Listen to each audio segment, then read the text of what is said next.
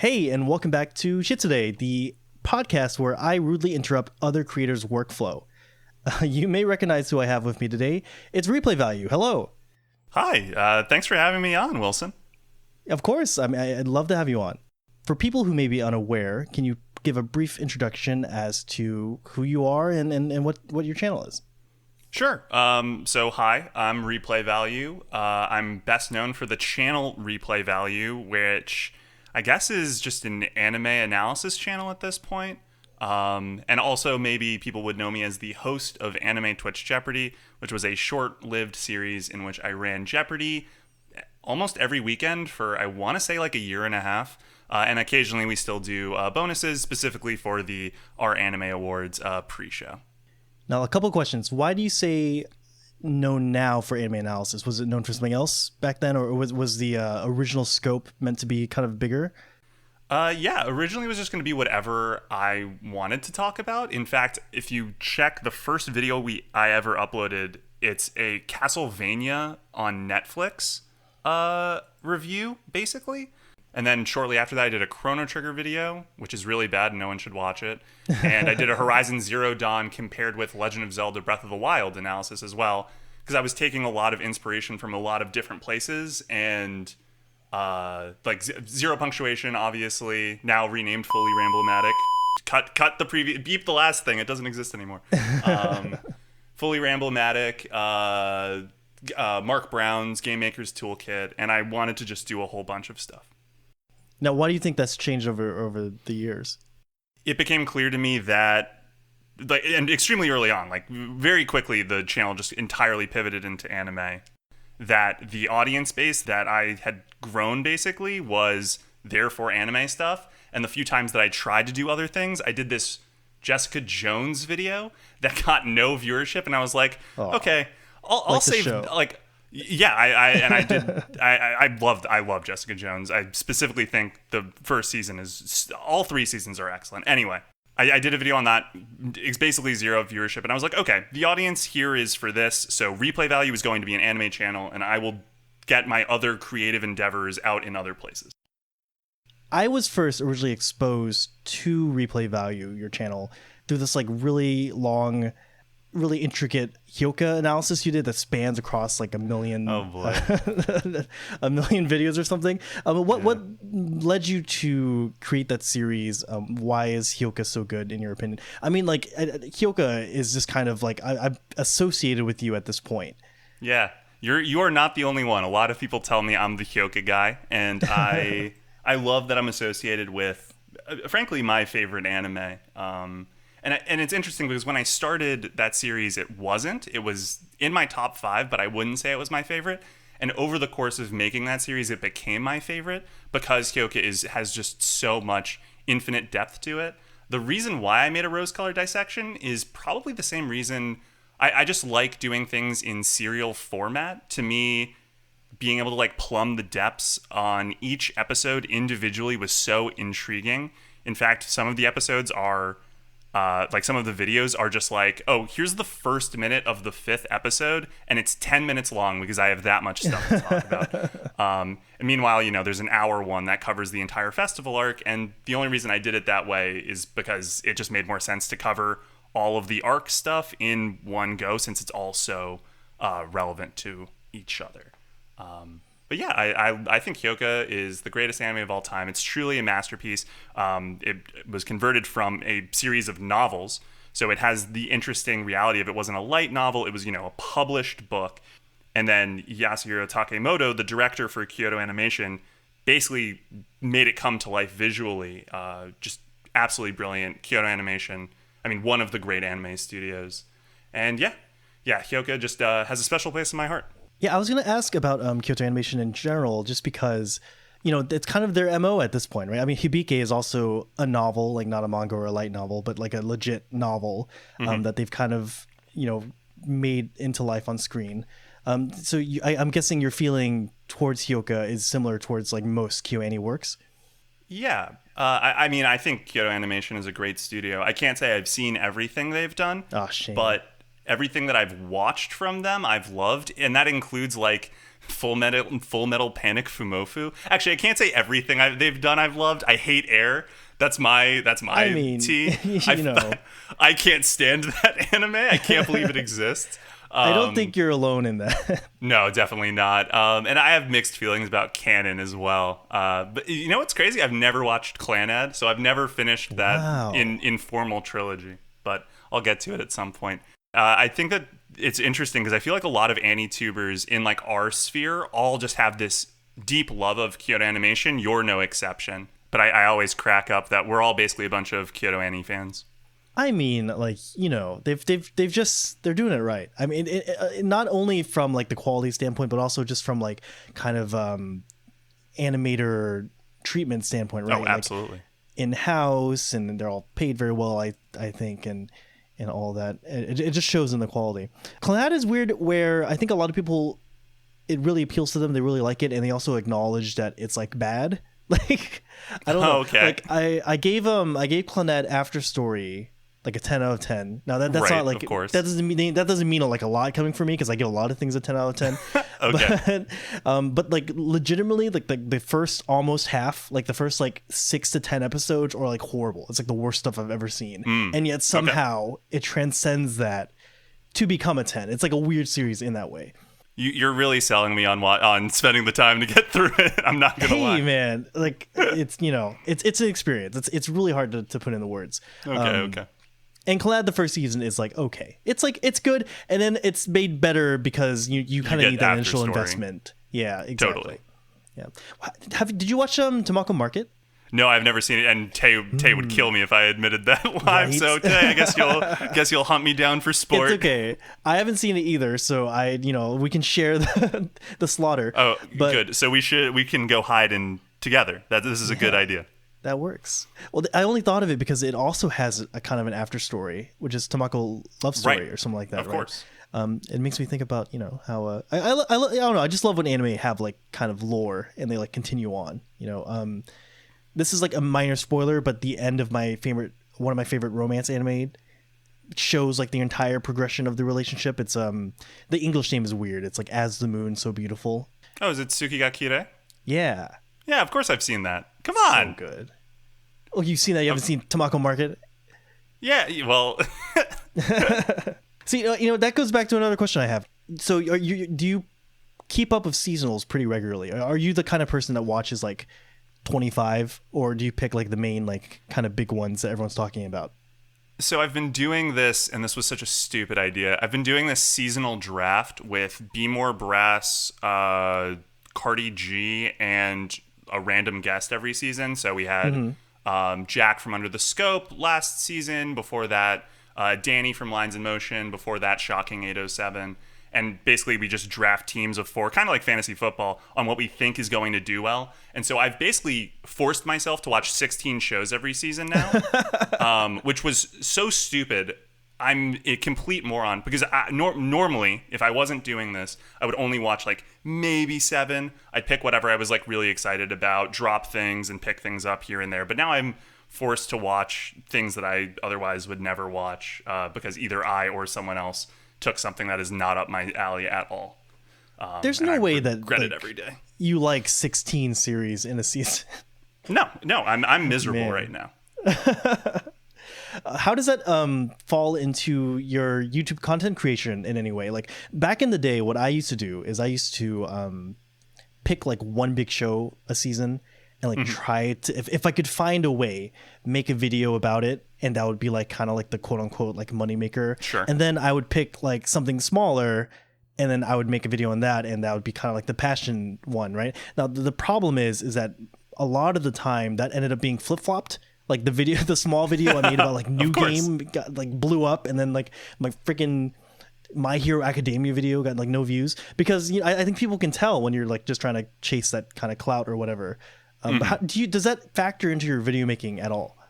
I mean, since I've come back to uploading starting, I want to say like this time last year is when I made that Oshinoko video.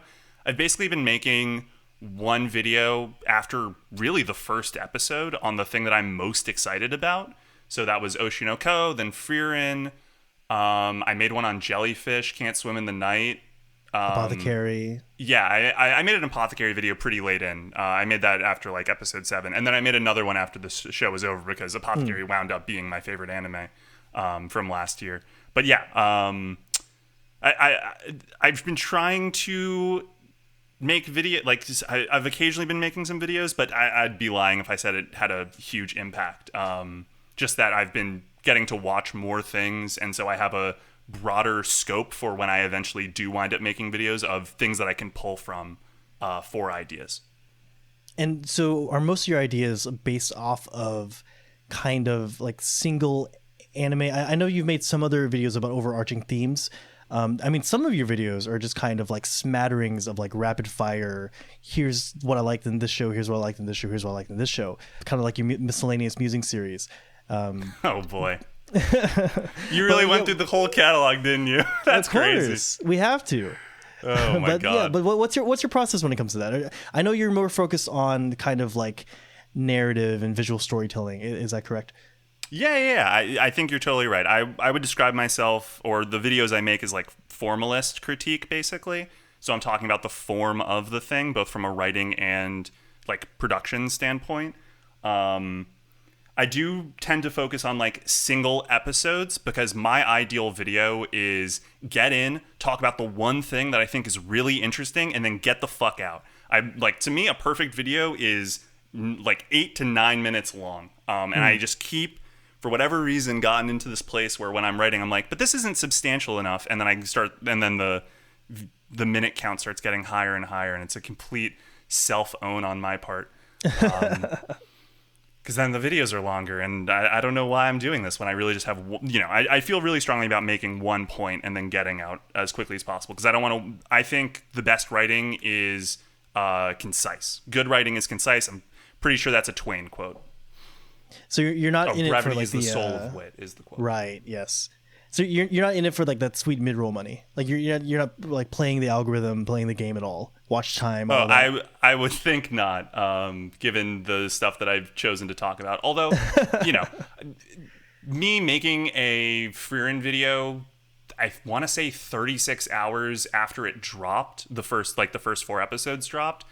Obviously, there's some part of me internally that's like, yeah, I'm going to do well because I'm the first person to talk about this. But also, I really loved Frieren, and I wanted to talk about all those things, and it mattered to me to make that video quickly. But yeah, I don't worry too much about the algorithm. Replay value is a hobby for me, and it will never be anything more than that. Really? So if like your channel like exploded overnight, you somehow got like 500,000 subscribers, you're able to make a living, nothing would change? No, nothing would change. I don't want to say I would hate to be big, because obviously I'd love for the channel to be big. Or I don't know if I would love it. It does not matter to me. Be careful what you wish for. Yeah, no, for real. It does not really matter to me. I love my career. I love the work that I do.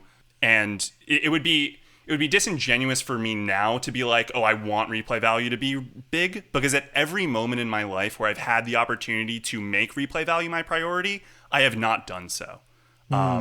So it would feel very bizarre to my lived experience if suddenly tomorrow I was like, you know what? Forget friendships. I'm going to make replay value huge. I mean, I totally think that if you really, put your all into it, you could, but that's the thing, right? There's that trade-off. And yeah, I totally agree with what you've chosen. Yeah, I actually have a distinct memory of, I think it was January of 2021.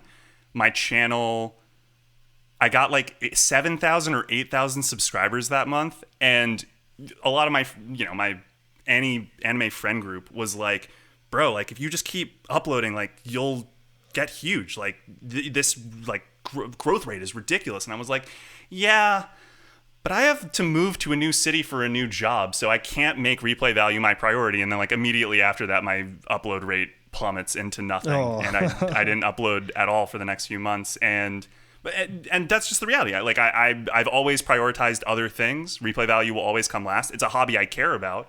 It's not like I'm trading it for something else, but in the grand scheme of things, I don't want to say I don't care, because I obviously care, but it's just low on my priority list.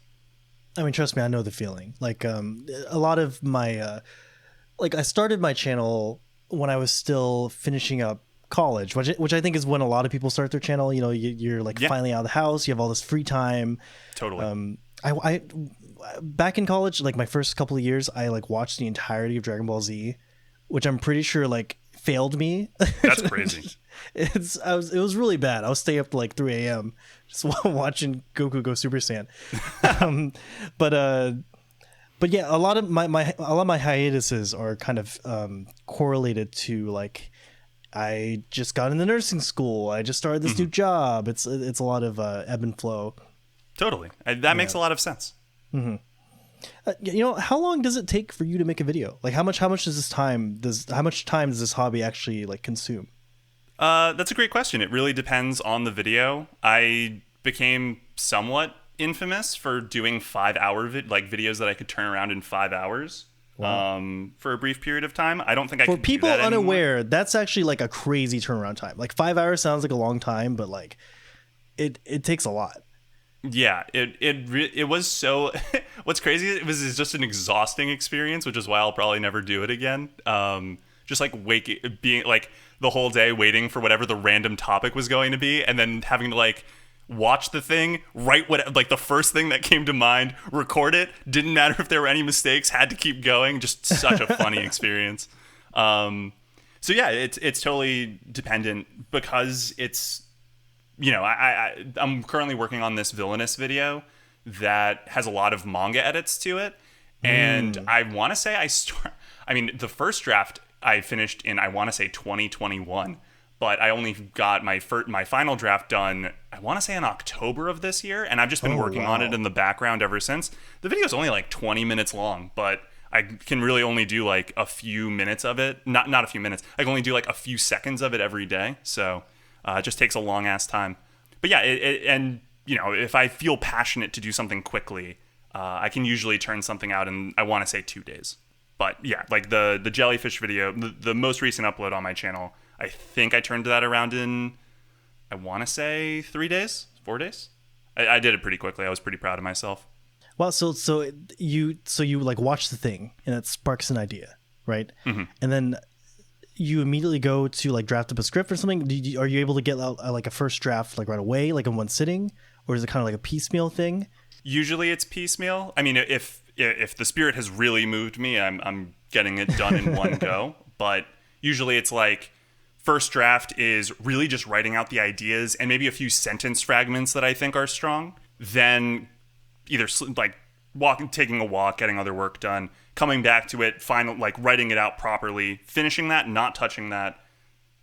Once again, walk away, sleep, shower, whatever. Come back to it, do my first edit through, send it to some friends for a double check just to make sure I didn't miss anything obvious, and then start recording.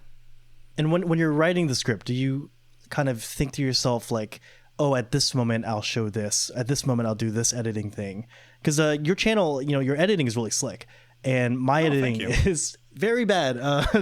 It's never something that I've made a priority. Like when I started my channel, it was mostly just because YouTube was kind of a better medium for getting my thoughts out. Like if I could, totally. I would have like an old school blog, you know, just like essays, totally. Like that would be so easy. But instead I'm being forced to like edit and put music and do narration and all this. But yeah, do you think of like little editing tricks as you write? Sometimes. For the record, I would read the Kamimashita blog if you ever decided to make one. I would be there day one and checking it daily.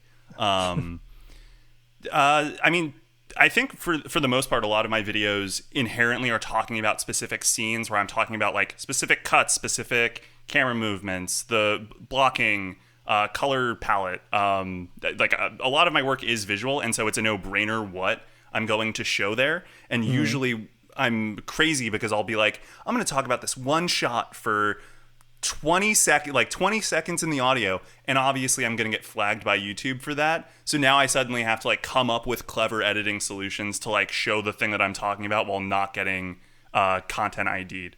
So I really just create a lot of problems frankly, I should think more about the edit while I'm writing, because I create content ID headaches for myself down the line. And for me, the way that I write my scripts is I'm writing them like I would write an essay, basically. I'm just trying to be as persuasive as possible, which maybe is not the best use of the video essay format, that I'm really just focusing on the essay part. But I don't feel like video essays are good if the writing isn't good. And so I take great pains to make sure my writing is as good as possible. How do you feel about, say, like Joe, right, who has switched from doing kind of more video essay-ish type content to like presenting? Like he's on camera now. He's got like a sick camera setup. I know that you've used some like sort of real life shots. Like I think in Moments I Can't Stop Thinking About, you start off with like you reading a book, and that's you, right? Do you ever ever thought about that? It's not you. What, it's not me. Who is it? It's me shooting someone else. I don't want to say the. Yeah, I am. It's me shooting from a second. It's me shooting a second person. Well, I don't want to be on camera, so right. You're never gonna get me on camera. And that's just like a doxing thing, which makes sense. Yeah, it is the doxing thing at the end of the day. Okay. Sorry, remind me what the larger question was. It was about the format. Yeah, like you gravitate more towards this kind of video essay format rather than like a presenter style. Do you watch any sort of like presenter style anime YouTube videos? I don't really. I obviously watch Pause and Select when he pops up in my sub box. And I like the format. For me, I just think that, I don't know. I like the, well, actually, Joe in his podcast appearance with you talked about how he likes the presenter format because he can go off on tangents. Whereas if he was sitting down and reading a script, he would just read the script. And I don't have that problem. When I'm reading a script, midway through a sentence, I'm like, oh, I should totally go off on this tangent. And then I'm like rewriting the script as I'm talking, which is very funny. Oh, man. I can't do that. So I have these huge gaps. Like my audio timelines are very funny when I first do the recording because block of audio, maybe like 15 minutes of silence, keep going, 2 minutes of silence, just while I'm like writing and talking to myself, figuring stuff out. My audio timelines are quite funny, but I love the presenter style for those folks. For me, I just think that this format works better for what I'm trying to do. How long does it take for you to record a video? Because I'll do one line like 20 times. Like it's very hard for me sometimes. Are you able to just get through it in one go? Yeah, if I'm not doing huge rewrites, usually my audio recording is 2 times whatever the final length of the video is. Right. Are you self-taught? Like, what do you use to edit? And did you teach yourself? Because like a lot of these things are like really impressive. Like I'll try to show something on screen right now. In Discord or on the podcast? No, in the final podcast. Okay. I was like, are we live? We live critiquing my own work? You'll have to tell me what you're thinking of in a second. I am self-taught as a video editor. I've been editing, I want to say basically my whole life in terms of I've always had editing software somewhere. I currently use this is going to sound so fucking ridiculous. I use Final Cut Pro primarily. Okay. But I have Premiere, I have DaVinci Resolve, so I honestly use all 3 for whatever like specific thing I like think will work best for that specific video. Okay. And I use a lot of Motion and After Effects as well. And that's not so crazy. For some reason I use to audio record. I record it initially in Audacity, and then I move it over to Adobe Audition. Interesting. Why? To clean it up. So Adobe Audition has kind of like an auto heal feature, right? Where I can go and hit all the like pops and crackles and whatnot, and that's also where I like silence like the breaths in between sentences and stuff. It's just because Audacity, as great of a program it is. I mean, I've used Audacity since I was like in high school, but it's not very like user friendly when it comes to like moving things around and cutting and pasting and shifting stuff. Can't you record into Ableton? Yeah, but it like feels weird. I don't know. All right. I'm never gonna judge someone else's process. It just seems to me like you've added an extra step. You use 3 different editing softwares separately, but together. Yes, that makes total sense to me. They all have their own strengths. This is a segue into another topic. Do you have any like kind of film background? Like, is there a reason why you're so familiar with these kind of concepts and stuff within the shows? Yeah, I have something of a film background. I studied film in school, for example. I always thought when I was a kid that I was gonna, be a filmmaker. I still do shoot a lot of stuff, but it's all hobbyist, small stuff. Nothing like big. I read a lot. I still read a lot of film theory, I've been around movies ever since I was a little kid, and I was always interested in how we made movies. And so I studied it in college, and just I'm definitely a hobbyist when it comes to film, but I feel like I'm on the high end of hobbyist, if that makes any sense. Can I ask you a question, actually? Not to turn the tables, but maybe to turn the tables a little bit. I can't help myself. No, you're fine. So the kind of impetus of this podcast was never to be. So I don't know if I've told you this. I think I've told someone else this. This podcast is kind of an offshoot and inspired by a similar podcast that one of my favorite Twitch creators, Northern Lion, briefly did with his friend. Of course, it's Northern Lion. With his friend, Big Brother 10 winner Dan Giesling, and they had a podcast where they were just like it was like a moment in time where they were both really focused on growing their channels and thinking about kind of like the business side of YouTube.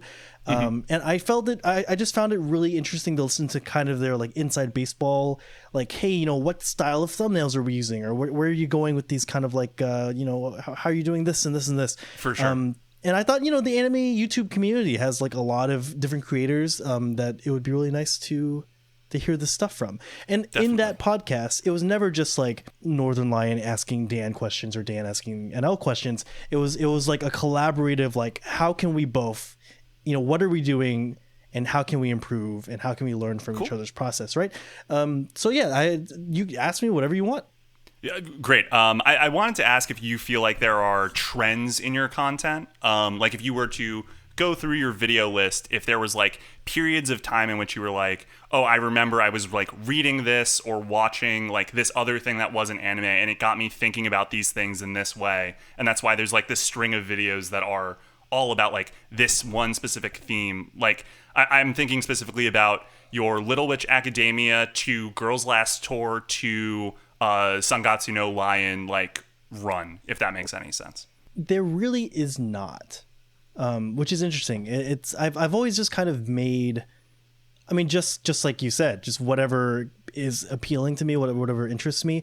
Now, the thing is, some of the videos, they don't entirely like one-to-one even have to match whatever anime it is. So like Things Fall Apart in Little Witch Academia, right? So that is based off of the book Things Fall Apart by Chinua Achebe. Now, of course. Things Fall Apart, great book. It's actually part of a trilogy. You should read the trilogy. It's great. We'll have to do so. But the thing about it is that Things Fall Apart is kind of like the broad themes are applicable everywhere, right? Like it's literally, it's about the death of tradition. It's about, like the kind of like perils of modernity and how it can bring in good and the bad and blah, blah, blah, blah, blah. So it doesn't, that video could be about almost any anime. If you can like twist it. Now, obviously, I think it applies pretty well to Little Witch Academia, but great video. A lot of my video making process is kind of having an idea and then just kind of finding an anime to fit onto the idea, which maybe it sounds like a little gamey. No, not at all. That makes a lot of sense to me personally. Don't get me wrong. Definitely sometimes it's the other way around, right? That's why I kind of try to commit myself to not only consuming anime. Like I try to like consume as much as I can, whether it be, books, podcasts, musicals. Western TV shows, musicals. Exactly. I got you. Like that video, like I say in the video, it was originally, the beginning was a Kanye West reference because I'm glad you changed it. Yeah. But it was so good though. Send me the original version. I'd love to read it. Unironically. Yeah, of course. Yeah, I will. But yeah, it just goes to show that like anything can inspire you. So if you're looking to make your own videos, you really just got to consume everything, which is a problem because not everyone has like unlimited time, right? Yeah, but also I don't know. I don't know if you feel this way. I certainly do. You can kind of tell when someone only consumes anime. And maybe it's just me. I find it so fucking boring to listen to them. No, for sure. Like I just think that I'm so much more interested in like it's so funny because I don't make meta context videos, but the videos I most enjoy are the meta context ones. Wait, what do you mean by that exactly? Like how, for example, things fall apart in a Little Witch Academia. Like you're pulling in a meta text, a text that is not of the text. Right. Or I guess that's not meta text. Intertextual. Yes. Yeah, you're totally right. You are making like intertextual connections, and I just find that so much more interesting than this thing in a vacuum. I think that stuff is valuable, but maybe it's also because I make the in a vacuum stuff that I'm like, I've already thought about it in a vacuum. I'd love to hear what someone else has to say in relation to other things. Like I've said this before, but I've always tried to kind of have a balance. Like my free run video, right? That's kind of in a vacuum. Those are just my thoughts on the show. Totally. Like this is, yeah. You know, and I feel like those videos. Another great video. Like the thing is, those videos are so nice to make because it doesn't require any research, right? Like there's a lot of times there's like 4 videos in the hopper right now where it's like, 4? I think this would make a great idea for a video, but I have to like read this whole ass book, or I have to like watch this whole ass thing, right? Which is it's a pain, but yeah, like 4 or 5, or I get a lot of ideas, dude. Do you how many ideas do you like have swirling around at any given time? I have both a notebook and a like sticky on my computer for new video idea list. So I think I have like 50 or something. Oh my god! I wouldn't say that but none of I wouldn't say any of those are in the hopper, right? Like those are just like the ideas in the background. Right now, I'm only working on 2 videos. Oh, okay.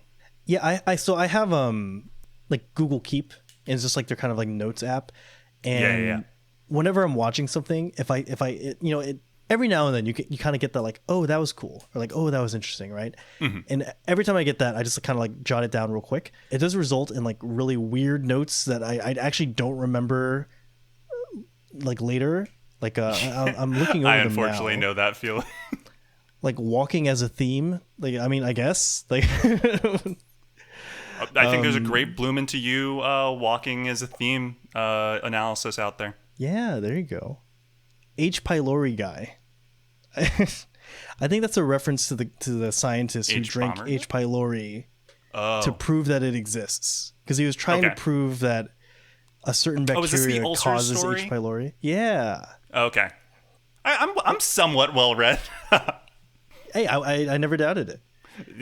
You didn't. But that's the thing. A lot of these notes are like just like little one-liners, or I really like when I'm watching something and I get an idea, and I just get an idea for like a really pretty sentence, and like I really like the way this is phrased. I think this is really moving, but it's just one sentence, right? So then you've got to build the whole video around it, and that can be tough sometimes. I love that though. That feels like a good like challenge, like self-improvement challenge right there. Yeah. For like me, right it's here. like. Oh, go ahead. Oh no, please. No, I want to hear the sentence. Well, it's not even it's a fragment, but it's in reference to Hoseki. Even better. And it just says not knowing is intimate, and like that's just I don't know. Like there's like a thing about it that like makes me want I want to watch the video, but it doesn't exist. I have to make it. Yeah, it's also a good title too. Oh, it is. Also, we could always use more Hoseki content. Oh, absolutely. Another anime I've never seen. But oh my god. Anyway, what were you about to say? I was going to say, like, for me, like, I just said I have... so, for the record, the new video idea list that I have on my computer is at 50, and I cleared it recently. Because a lot of these ideas, like, I'm probably never going to make. Like, for example, the best anime of 2023 was which movie exactly is, like, one of the ideas on this list. I'm not going to make that video. 1, because it's no longer relevant. But 2... I didn't make it in the first place because I didn't like have a good there wasn't strong enough bones to it, and also it just feels so reductive. Everyone's talking about best anime at the end of the year, so actually I'm gonna just delete that right now. Let's cut that out. But then like I've got the notebook next to my desk that just is a fucking mess. I've got work notes, phone numbers, like a sentence fragment from a movie that I liked. and then like an idea for a video, and it's just a fucking train wreck. My notebooks are fucked up.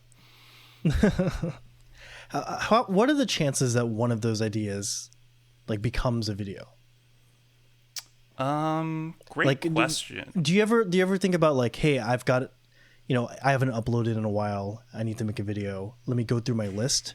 Or is it always just like kind of organically like, oh, I'm making a video on this now, It's definitely more. It definitely trends towards the latter. I don't really worry about when the last time I uploaded was, as I think proven by my multitude of long hiatuses. One of which was, I believe, 1.5 years, because I just can't let that stuff get in the way.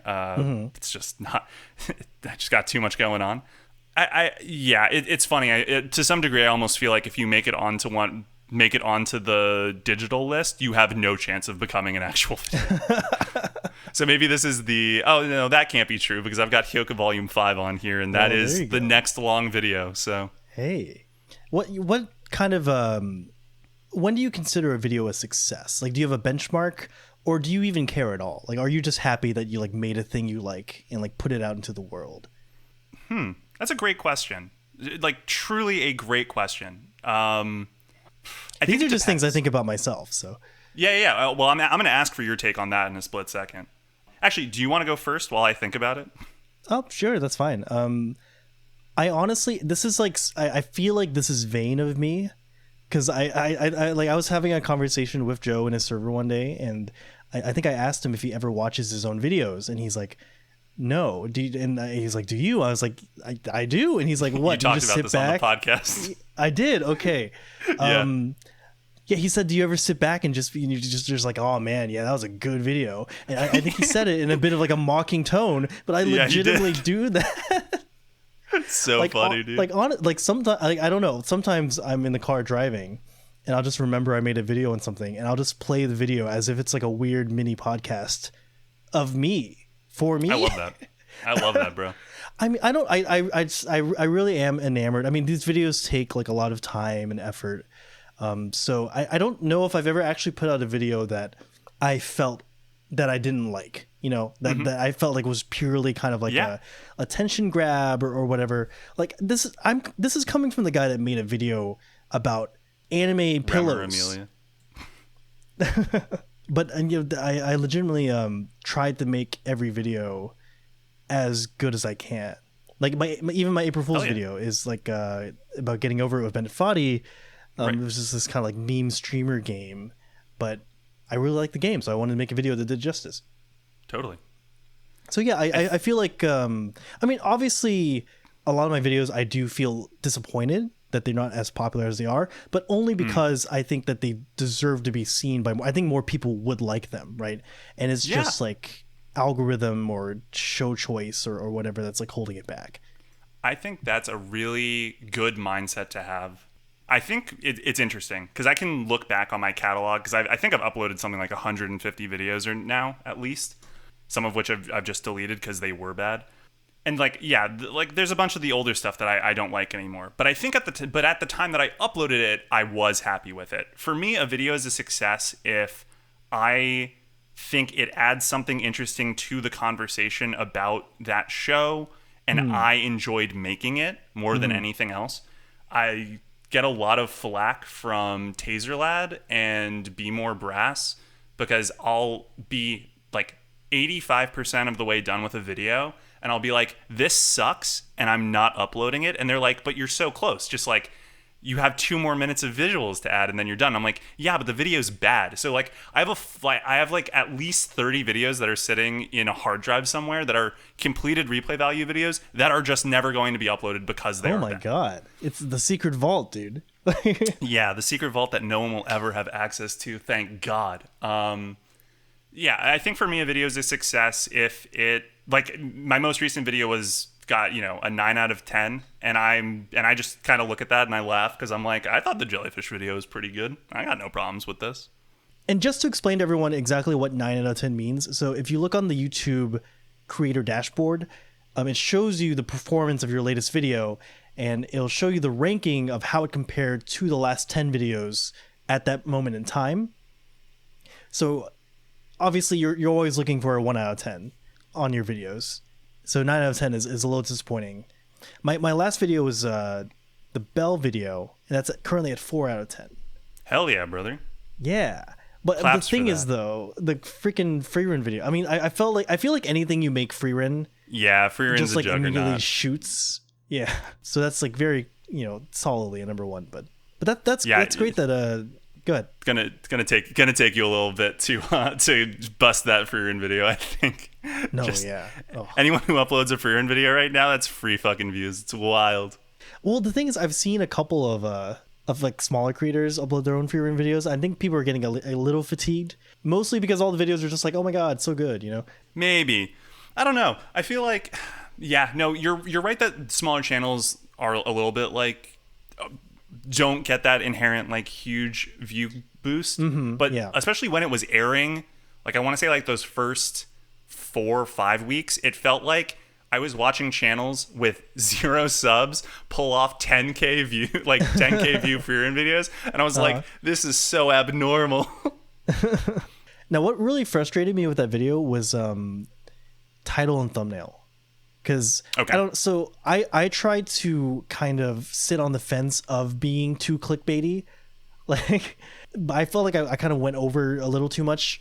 My original video title was "Free Run Doesn't Matter," and it's supposed to be like Free Run herself doesn't matter because the show is more, but obviously you can interpret it as like dunking in the show, right? It's like, who cares about Free Run? And the thumbnail was like Free Run, and then big red letters said like obsolete above her, right? And I don't know, I feel That like would have done well. it did do well, but I almost felt like it's like a little unearned, and I think the reason why I think it's like a little too over the clickbait scale is because it got a lot of initial views and they started to drop off. So I feel like people were feeling that like the video wasn't like really reflective. So you're of what actually it was. checking the analytics. Yeah, I mean, I'm just that kind of person. Like I like kind of obsessively check. Like I check like every Okay. hour or something. Gotcha. Like I'll be at work. I'm just like I have the YouTube Studio app. I'm just like opening it and just looking. I don't even know what I'm looking for. That's wild. I could never do that to myself. I mean, I guess I also just don't care about the analytics. Like I only check them when people ask me about them. Because otherwise, like it just doesn't impact what I want to make at the end of the day. I'm going to make whatever I want. I would have never made my Raz Bluto video if I didn't just fucking love Great Pretender, for example, because that video was inherently going to do terribly. But you do care about title and thumbnail. I mean, that video is a killer thumbnail and title. I care about, yeah. I mean, thank you for saying that. I've started to care a little bit more about the thumbnails just because I'm realizing it is kind of in line with what you said, where I'm like, you know what? I spent all this time on this thing. It would be a shame if I didn't like give it the best chance to be viewed by people. That is, maybe that's the self-serving, like maybe that's the part of me that doesn't want to admit that I care about numbers, like bubbling up from the surface. There's no shame. I guess it would be more accurate to say I try not to care. I go out of my way to like minimize my involvement with the numbers of the whole thing and just try and make content that I find interesting. But yeah, I definitely, I workshop thumbnails with my friends because it's honestly more fun than anything else to get like the takes of people who are really good at the thumbnail game and have them be like, "You're so dog shit at this." Because I'm not good at thumbnails at all. Are you kidding me? I don't know. I feel like your thumbnail game is really. I mean, they're like kind of like immediately recognizable as replay value. I mean, in the past, you were literally putting your logo on things, which Yes. it kind of helps. Is there a reason why you moved away from that? It just felt that was pre hiatus or the long hiatus, the mega pause, I think you would call it. Yeah, What's mega that? Is it Homestuck? I can never remember, but like the gigapause or whatever. Yeah, that was. I just wanted to like pretty like delineate what was before and after, and so I was like, I'm gonna hide my logo in the eyes of every thumbnail. So that's what I've done. My logo is now in the eye of a character in every thumbnail. I didn't oh my god. I Yeah. I gotta be looking closer. Yeah, so yeah, it's the most pronounced, I think, in either the Moments I Can't Stop Thinking About or the Oshinoko one. I think those are the easiest ones to spot. Oh, actually, it's really obvious in the jellyfish one. That's a lie. It's so obvious in the jellyfish one. That's crazy. I'm glad that you say that the thumbnails are good. I'm clearly succeeding. The titles, I think, the titles used to be like, you know, quick hit dash episode and like anime name episode analysis. And I've obviously switched away from doing that. Even if the video is itself an episode analysis, people just don't click on things titled episode analysis. And so I'm still I don't feel like I'm good at any of this stuff. I feel like I'm still improving. I mean, it kind of mirrors what has happened. I mean, I think it's YouTube in general. Like a lot of Let's Players. We were talking about NL earlier. You know, they've moved. His episode titles used to be like some random generic word that he like mentioned offhand in the episode, and then like dash episode X, right? Like his very first episode is Genesis. Let's play Binding of Isaac 1. You know, right, of course. And now they're all like, you won't believe what item I go. This run is amazing. It's like, and you know, it's kind of sad that we're kind of forced to do this, but I don't know. At the same time, I think it does force us to be like pretty creative. And totally. Again, like I'm really enamored of some of your like Freerun's prologue is amazing, and here's why. Like, well, that's just an H-Bomber guy ripoff. I know, but it works so well. It's got a nice cadence to it, and there's a reason why it works so well for H-Bomber guy.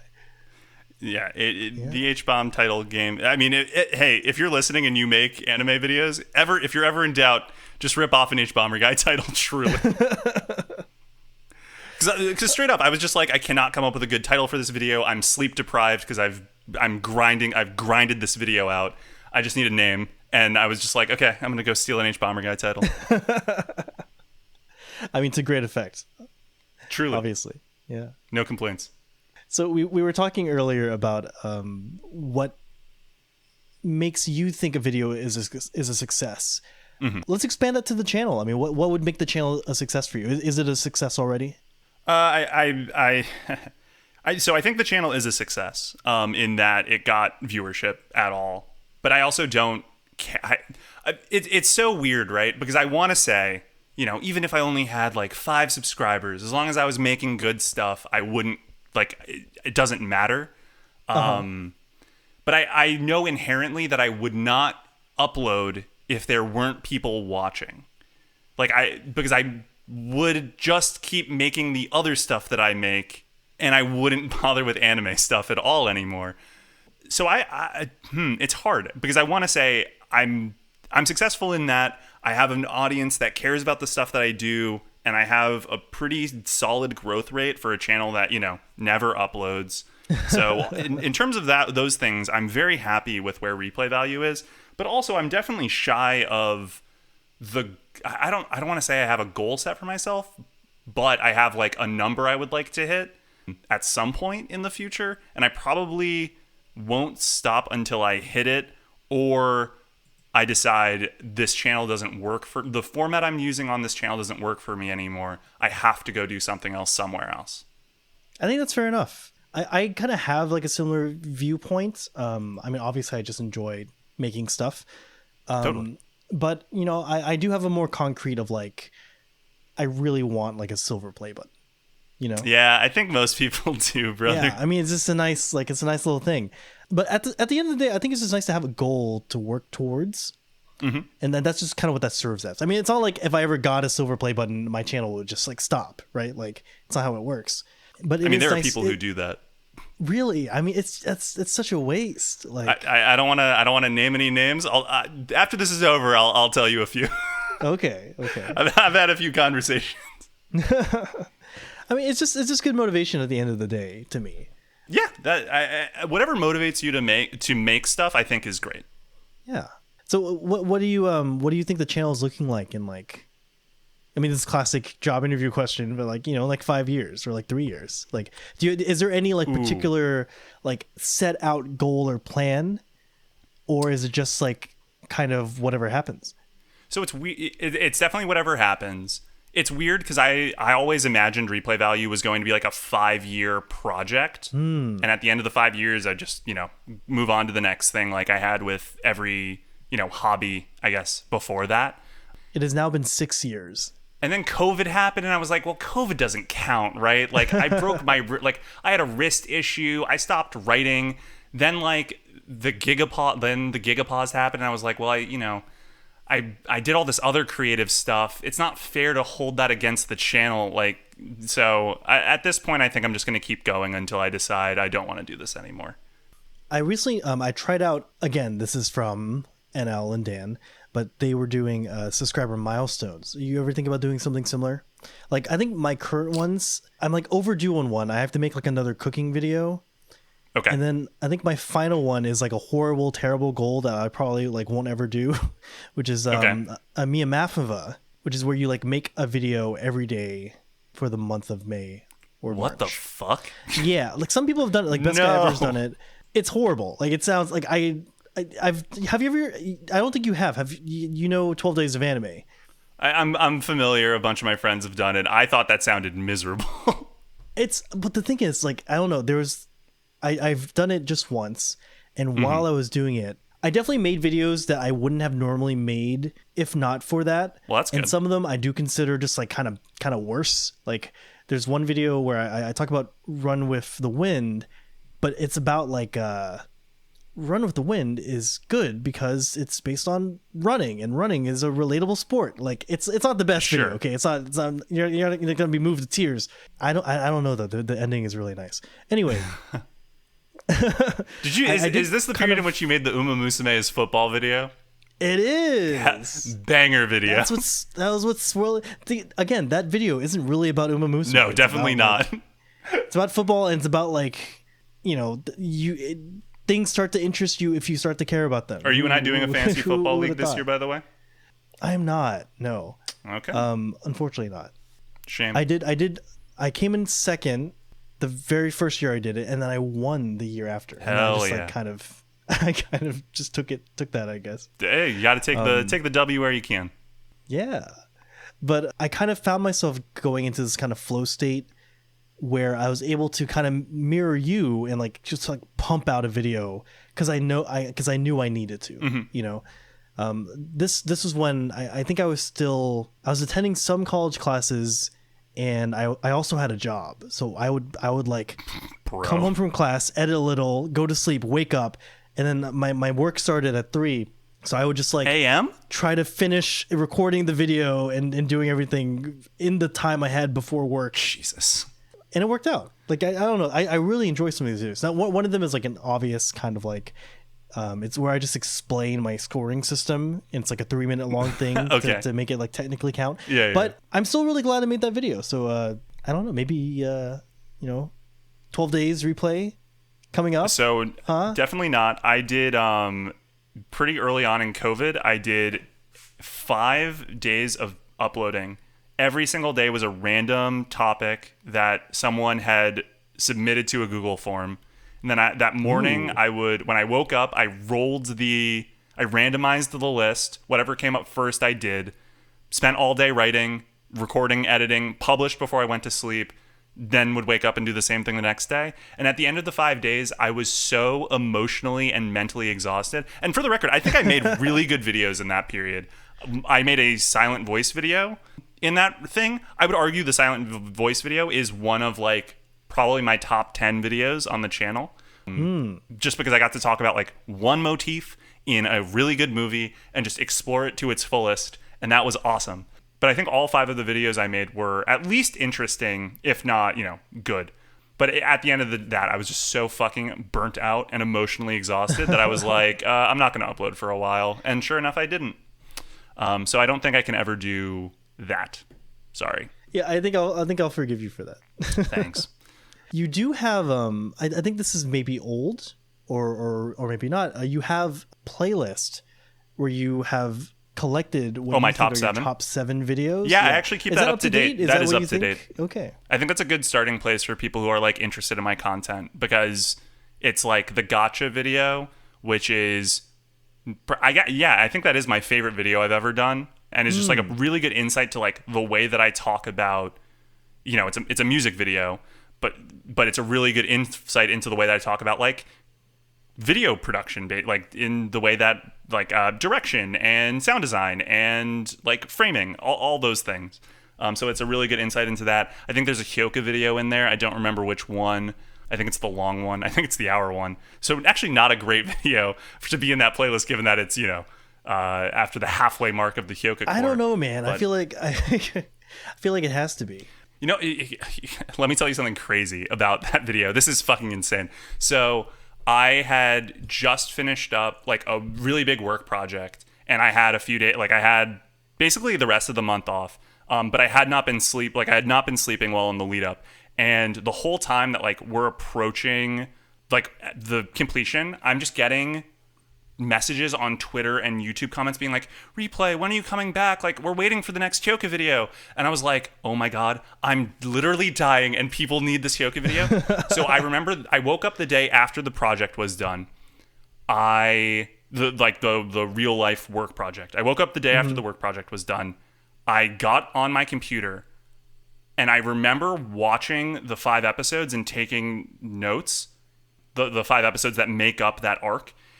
And then I remember getting lunch, getting back to my apartment, sitting down at my desk, and when I woke up, the whole video was done. I went into a trance for, I think, 4 days. Come on. I do not remember anything for 4 days. And at the end, the video was done. I was expecting you to say something actually crazy. No, that's insane. I straight up do not remember anything in that period of time. And like I've gone into like I don't want to say trances because that's insane. Like I've gone into the zone, but kind of like fugue state kind of thing. Right. Where like I don't remember like what my decision making was, but I remember like physically where I was, but like time is moving really fast because I'm moving really fast. But I straight up don't remember like. I was not sleeping well at all, and I just do not remember anything from the moment I start. I think I finished writing. I finished writing. I remember finishing writing, and then I don't remember anything after that. So yeah, that's fucking crazy. That is my ridiculous content story. Have you seen Pompo the Cinephile? Yes, of course. That movie it's like Gene at the end of. Yeah, it's great, isn't it? I mean, especially if someone. I have really mixed feelings about that movie. Ooh, okay. Okay. So I think that Pompo the Cinephile portray. I don't know if you want to get. Do you want to get into anime analysis on? Okay. I think Pompo the Cinephile it's a really beautiful anime in terms of like I really love its production. I love how it portrays editing. I think it's really cool when editing is not so visually stimulating, but it definitely represents like all of the tough decisions that you're making in your head when you're editing.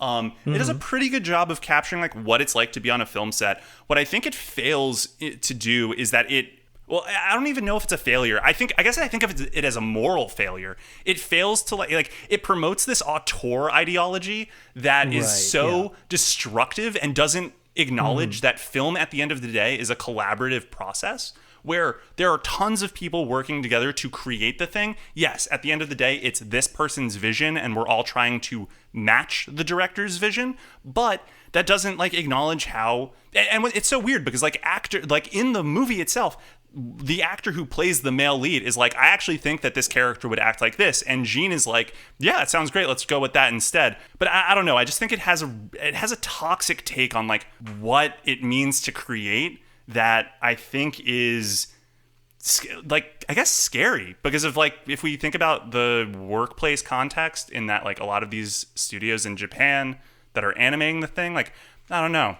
I just think that it's morally questionable to represent this as this great thing when that's also just it's not realistic to my lived experience of what making a film is like. And so, yeah, I view it as a little bit problematic. No, that's completely fair for sure. I think that's the like major criticism that people levy against Pompo. In addition to the whole, like the kind of dramatizing and romanticizing overwork and like, like literally ending up in the hospital. Yes, he's so not passionate, a good thing. But yeah. Like it's weird because, Stanley Kubrick is one of the greatest directors of all time, but he was also a massive fucking asshole. And it's weird to like, it's hard for me to exist in a headspace where it's like, yeah, he is one of the greatest directors of all time. Also, he treated his cast and crew so badly that all of them swore they'd never work with him again. That's not a good place to be. Sorry, that was a total tangent. No, you're fine. Like the reason I paused there is because I was thinking of like Shelley Duvall and all these horrible stories. I was like, I don't want to mention Woody Allen right now. Yeah, 127 takes. What the fuck? 127 takes of this woman fucking screaming. Are you kidding me, dude? It's so yeah. And like there was like didn't someone get like horribly injured because there was like a car malfunction? Yes. There are so many horror stories on those sets. Yeah. It's crazy. Like Judy Garland having to like chain smoke cigarettes and do coke. Like, yep, it's awful. Don't forget the fucking. I mean, they didn't know, but the Wizard of Oz set was basically all asbestos. It's crazy. Yeah, man.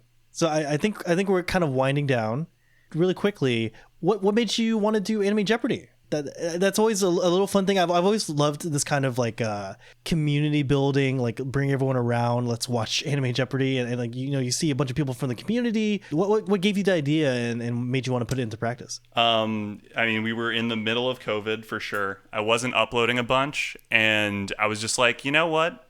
It would be really fun if I did something for my server, and let's just play some Jeopardy. So we did the first episode.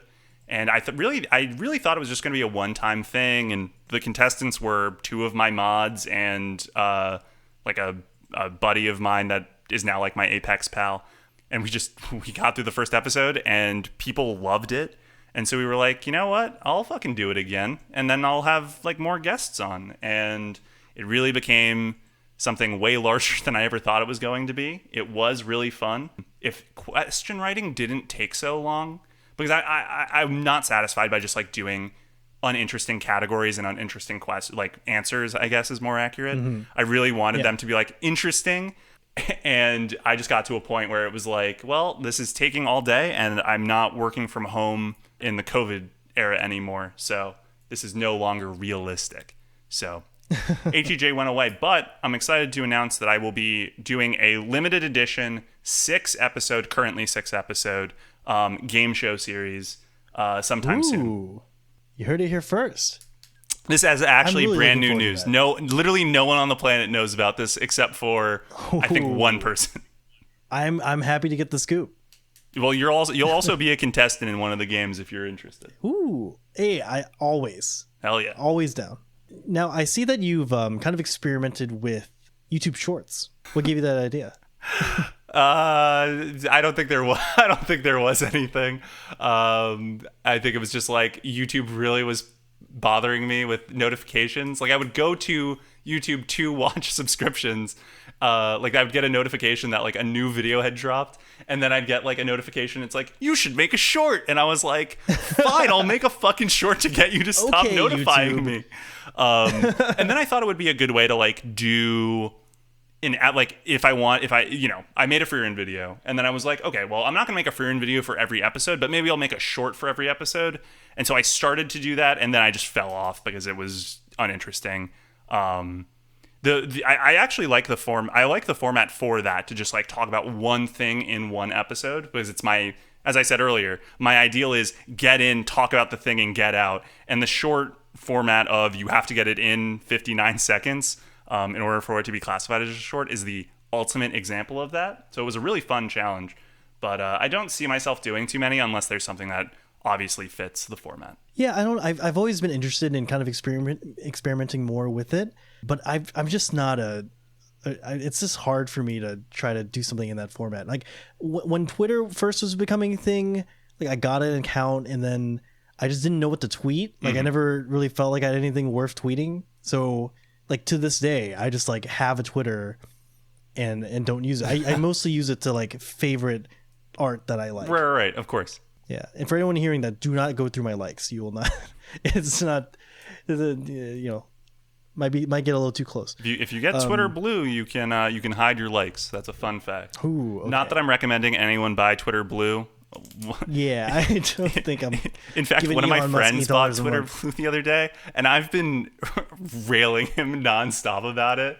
It's just so As you funny should. that he bought Twitter Blue. So embarrassing. I would actually would never show my face again. Oh right, I think I started a question about subscriber milestones. Would you Oh, ever boy. consider doing something like that? No, definitely Have not. you? I think I actually promised that if I ever hit 100K, I would make a Guilty Crown video, because Guilty Crown is my second least favorite anime of all time, and people really just wanted me to rag on it. But I will keep my promise if I ever get to that point. I don't expect to ever get to that point. Oh, come on. What do you mean? I don't upload enough. I don't upload enough, and I'm not. I'm not CGP gunning for Grey it. doesn't upload, and he, you see what happens to him. You think replay value and CPG Grey are even remotely comparable? It's a little ambitious of me, but Yeah. No, I think. Listen, I think the channel is great as it is, and any future success would be awesome. It's not something I'm hoping for, because, as I said earlier, replay value on the tier of priorities is just pretty low. will always be a hobby. Yeah, exactly. Yeah. So sorry. But for me, like I can't believe that in the last bit we're getting into like my ethos of like what the channel is designed to do. But I don't like shitting on things on my YouTube channel. I like being positive about things. And I know that like being negative about things gets clicks, and I know being negative about things like drives engagement and all that stuff. But for me, I'm just like, I don't gain a lot of satisfaction from talking about things that I don't like. I really enjoy talking about things that I like. So that's how that works for me. You're not going to find me be too negative on the channel. Yeah, I'm the exact same way. I think literally every single video on my channel is positive in some way. I've never made a video degrading another show. I have a few on there, and I don't watch them back ever. I just they've been released into the wild, and they exist, and I'll never go check them out. Do you watch other ones back? Yeah, occasionally. If I need to get in the replay value voice when I'm writing, if that makes any sense, I'll like watch back something that I was happy with, or often I'll think of like, oh, what did I say about X exactly? And I'll like go and I'll know exactly where it is in the video. Obviously, I made it. And I'll just like go listen to that one part and be like, okay, I think I framed that wrong. Let me correct the record in my upcoming video. Okay, I think we're meandering a bit. So I will just say thank you for speaking with me. I mean, it's always great to talk with you. It's always great to talk about stuff like this. Yeah. Is there anything you want to say at the very end? Is there anything I want to say at the very end? I hope this podcast episode has a lot of replay value. Okay. Yeah. Ka-ching. Had to make the joke. You're welcome, Taserlet. And then the other thing I had to say is I will know what day you will know what day this podcast was recorded, because I will upload the villainous video that I'm working on in exactly 1 week. Ooh. That's it. That's what I got to say. Well, thanks to you, Replay Value, for the wonderful conversation. And thanks everyone for listening. Of course, if anything I said was wrong, I'm sorry. I must have stuttered.